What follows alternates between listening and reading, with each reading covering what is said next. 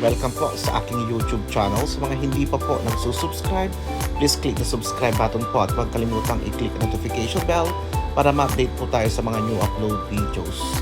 Ayan po, today po ay magluluto po tayo ng adobong pusit. At ito na po, ginigisa ko na po ang ating bawang, sibuyas at ang ating luya.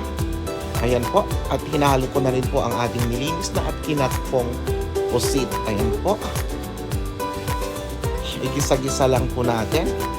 Ayan, nilagyan ko na rin po siya ng soy sauce, magic sarap, at oyster sauce po. Nilagyan ko na rin po siya ng black pepper. Ayan, lutuin lang po natin. Isunod natin ang ating sili, ang ating bell pepper.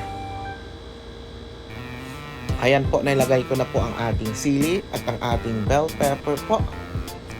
Ayan po ang ating adobo. Nagtutubig po kasi ang pusit pag niluluto. Wala pa akong hinalong tubig, kusa po siyang nagtubig ng ganyan. Pero okay lang, masarap po yung ikwan sa kanin po, ang sabaw ng pusit na adobo. Ayan po.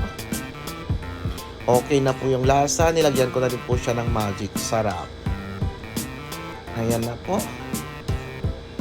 Ayan, nilagyan ko din po siya ng onion leaves. Ayan. Kaya kung kita nyo, may green. Ayan po, ayan pong ating mga sili.